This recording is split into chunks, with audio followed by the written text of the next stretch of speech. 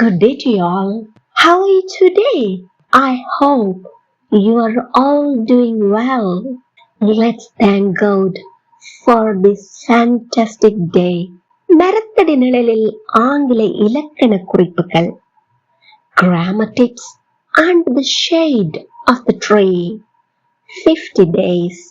ஏன் மரத்தடி நிழலில் என்று யோசிக்கிறீங்களா? Yes, chill என்று நடைமுறை வாழ்வில் இலக்கணத்தை சுமையாக கருதாமல் சுலபமாக பிழையின்றி சரளமாக சட்டென எப்படி பயன்படுத்திடலாம் என்று பார்க்கலாம்.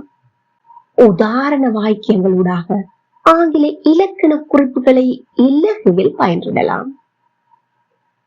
நாம அனைவரும் 50 நாட்கள் தொடர்ச்சியாக பயிற்சி எடுக்க போகின்றோம். வீடியோ பார்வையிடும் அனைவரும் வாய் விட்டு சொல்லி பயிற்சி எடுத்துக் கொள்ளுங்கள். வீடியோவை ஸ்கிப் பண்ணாம பார்வையிடுங்கள். இதேபோல் பயனுள்ள வீடியோக்களை பார்வையிட இன்னும் சேனலை சப்ஸ்கிரைப் பண்ணாமல் பார்வையிடுகிறீர்களாயின் இப்பவே சப்ஸ்கிரைப் பண்ணிக்கொள்ளுங்கள். அருகே உள்ள பெல் ஐக்கனையும் click பண்ணிக்கொள்ளுங்கள்.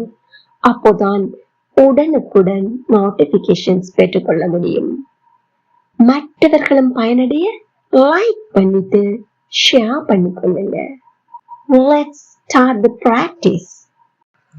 Day 24. Discontinued past habit. இன்னைக்கு நாம நமது இடைநிறுத்தப்பட்ட கடந்த கால பழக்க வழக்கங்களை ஆங்கிலத்தில் எவ்வாறு தெரிவிக்கலாம்னு பார்க்கலாம் வாங்க.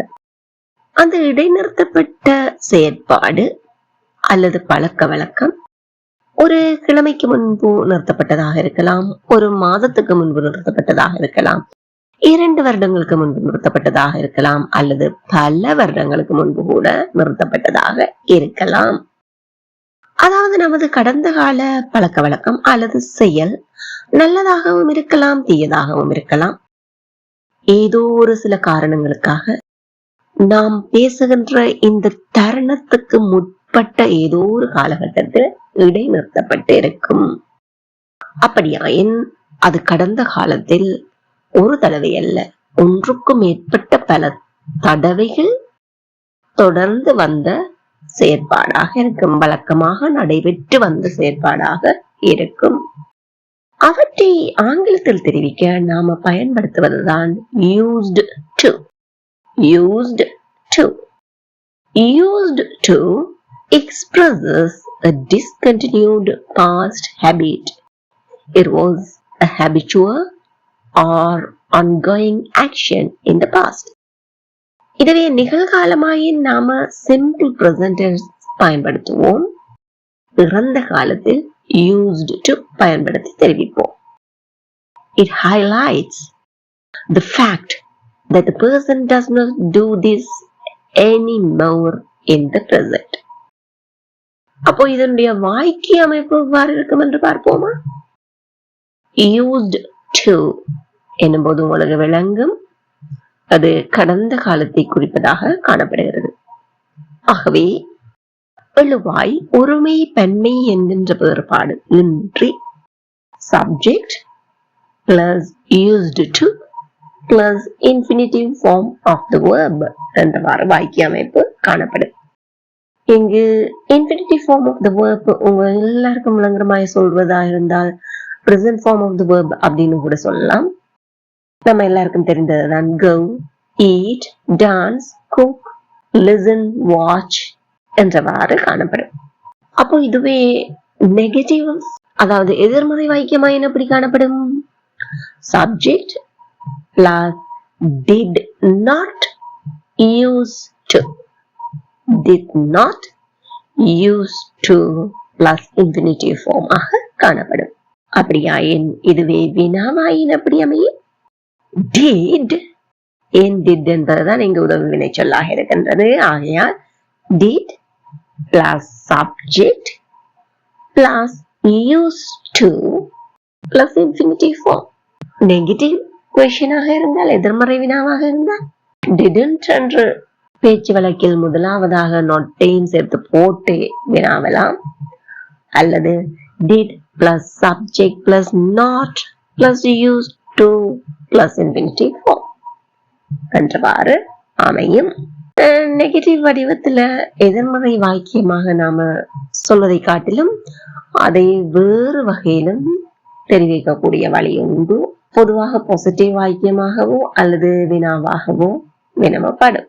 இங்கு நீங்கள் கற்கும் போது am used to, is used to, are used to அப்படிங்கிற வடிவங்களும் அதே போல get used to என்கின்ற வடிவமும் கேட்டிருப்பீர்கள். அவற்றின் அர்த்தங்கள் இதிலிருந்து வேறுபாடானவை. அவற்றை வேறொரு வீடியோவில் தெளிவாக விளக்கமாக நாம் கற்றுக்கொள்வோம். இன்று நாம் பார்ப்பது என்ன? discontinued past habit. உதாரணங்கள் பார்ப்போமா? அப்பா தன்னுடைய கழுதையை தோட்டத்துக்கு அழைத்து செல்வதுண்டு, அதாவது அழைத்து சென்று வந்தார். இதை மேலும் இலகுபடுத்த ஒரு சில வினாக்கள் வினவி பார்ப்போம். Does he take his donkey to the farm now? அப்ப இப்போது, அதாவது நடைமுறையில் தற்காலத்தில் தனது கழுதையை தோட்டத்துக்கு அழைத்து சென்று வருகிறாரா? இல்லை. No. Did he take his donkey to the farm in the past? கடந்த காலத்தில் அழைத்து சென்று வந்தாரா? Yes. ஆம். Did he take his donkey to the farm once or many times? கடந்த காலத்துல ஒரு தடவையா அல்லது பல தடவைகளா அழைத்து சென்று வந்தார்? Very good. Many times, பல தடவைகள்.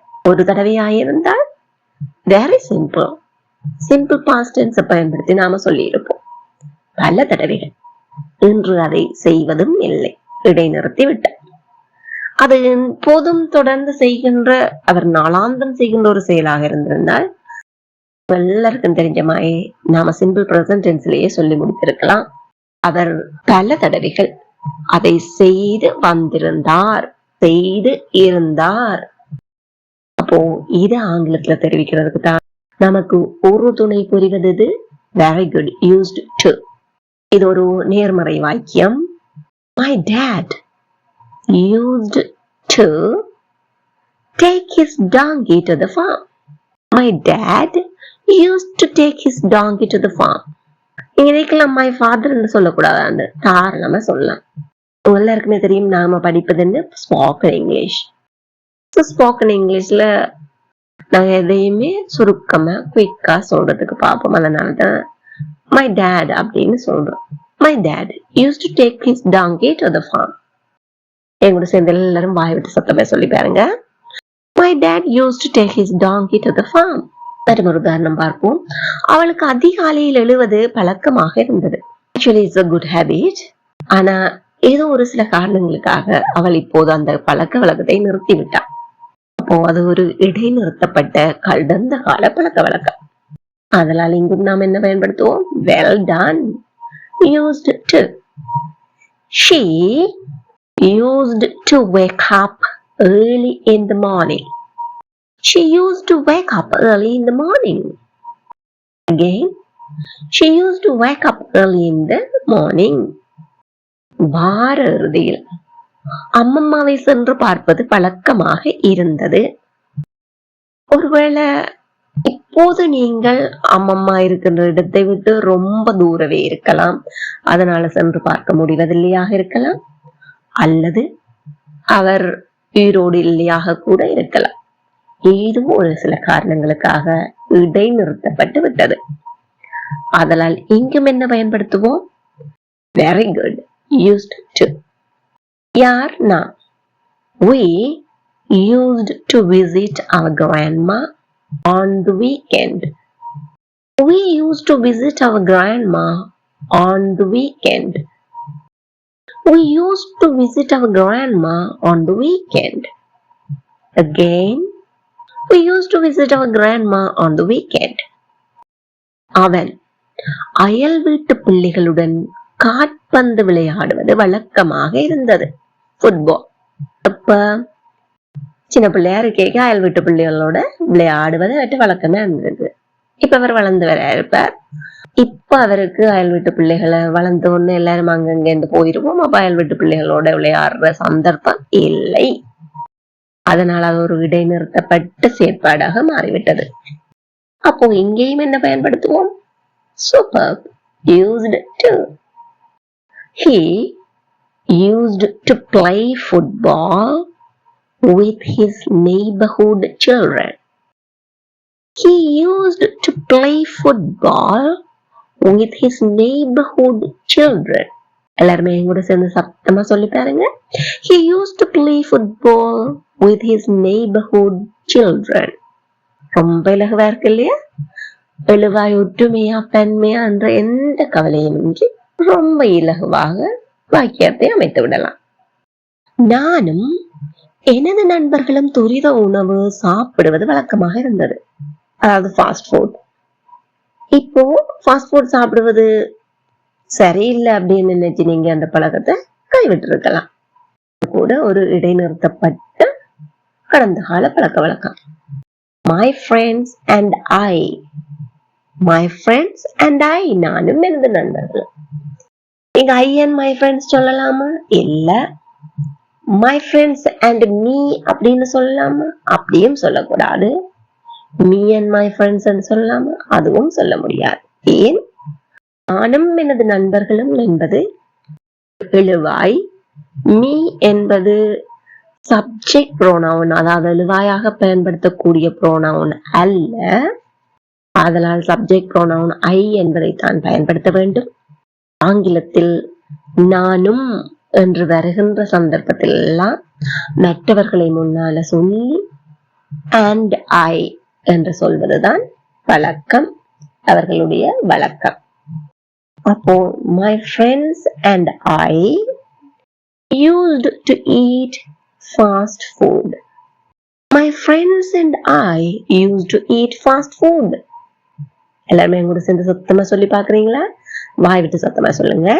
My friends and I used to eat fast food. நான் சிறுவயதாக இருந்த போது கிராமத்தில் வசித்தேன். இங்க நாங்க திட்ட தெளிவா சொல்லிட்டோம் சிறுவயதாக இருந்த போது என்று. அப்ப எல்லாருக்கும் தெரியும் என்ன, இப்ப நான் வளர்ந்த பிள்ளை, அதனால அது ஒரு இடைநிறுத்தப்பட்ட செயற்பாடு என்பது திட்ட தெளிவா தெரியுது எங்களுக்கு.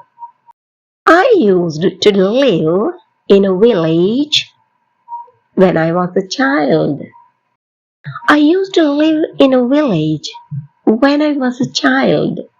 Again, I used to live in a village when I was a child. நீங்க வரைதலுக்கு எதை பயன்படுத்துவது வழக்கமாக இருந்தது?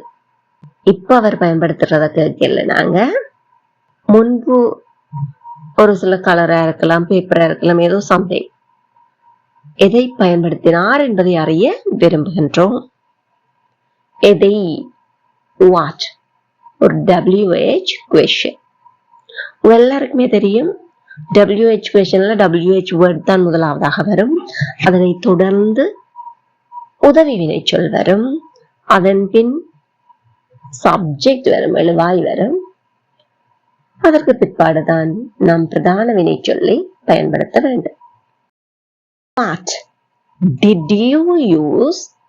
நீங்கள் எதை பயன்படுத்துவது? What did you use to make the drawings? What did you use to make the drawings? Again, what did you use to make the drawings? ஒரு சேர்ந்து மறுமுறை கேட்டு பாருங்க. What did you use to make the drawings? அவர்கள் ஒருவரை ஒருவர் சந்திக்கும் போது பூங்காவுக்கு செல்வது வழக்கமாக இருந்தது. அப்போ இந்த செயற்பாடு இப்ப தொடர்ந்து கொண்டிருக்கிறா? இல்ல, ஸ்டாப்ட். அது இடைநிறுத்தப்பட்டு விட்டது. அவர்கள் they used to go to the park whenever they met each other. They used to go to the park whenever they met each other. எங்கூட சேர்ந்து சத்தமா சொல்லி பாருங்க. They used to go to the park whenever they met each other. நீ எது சொன்னாலும் நான் அதை நம்புவது எனது வழக்கமாக இருக்கல். அப்ப நான் அவரை பற்றி என்ன நினைச்சிருந்திருக்கிறேன், பொய்காரன் அப்படின்னு நினைச்சிட்டேன். அதனால நம்புறேன் இல்லை. ஆனா இப்ப என்ன செய்யறேன், நம்புறேன். அப்போ நம்பல்ல என்பது இடைநிறுத்தப்பட்டு விட்டது. அப்ப இங்க என்ன பயன்படுத்த போறோம், எதிர்மறை வாக்கிய வடிவம். நான் உங்களுக்கு முதல்ல சொன்னேன் எப்படி வரும், did not, used to அப்படின்னு வரும். நான் அதை நம்புவது எனது வழக்கமாக இருக்கல. I didn't used to believe whatever you say. I didn't used to believe whatever you say. I didn't used to believe whatever you say. எங்கூட சேர்ந்து சத்தமா வாய் விட்டு சொல்லி பாருங்க. I didn't used to believe whatever you say. அவள் கண்ணாடி தொழிற்சாலையில் வேலை செய்து வந்தாள். அப்ப இப்ப அங்க வேலை செய்யறாவா இல்லை, அது ஒரு இடைநிறுத்தப்பட்ட செயற்பாடாகிவிட்டது. She used to work in the glass factory. She used to work in the glass factory. எங்கூட சேர்ந்து மறுமுறை எல்லாரும் வாய் விட்டு சத்தமா சொல்லுங்க. She used to work in the glass factory. She used to work in the glass factory. Now, let's check our understanding. எங்களுக்கு எவ்வளவு புரிஞ்சிருக்கு அப்படின்னு செக் பண்ணி பார்ப்போம். தாத்தாவும் பாட்டியும் இந்த அறையில் உறங்குவது வழக்கமாக இருந்தது. இப்போ அந்த அறையில தூங்குறாங்களா? இல்லை. வழக்கமாக நீங்கள் அவளை கடற்கரையில் பார்த்தது உண்டா? அப்ப அவளை கடற்கரையில பாக்குறது உங்களோட வழக்கமான செயற்பாடாக இருந்து வந்ததா அப்படின்னு வினவறீங்க. வினா, நாம் ஒருவரை ஒருவர் சந்திக்கும் போது நின்று பேசுவது வழக்கமாக இருந்தது. நின்று பேசுவது, இது ஆங்கிலத்தில் எப்படி சொல்லலாம்? Stop and speak. Stop and speak.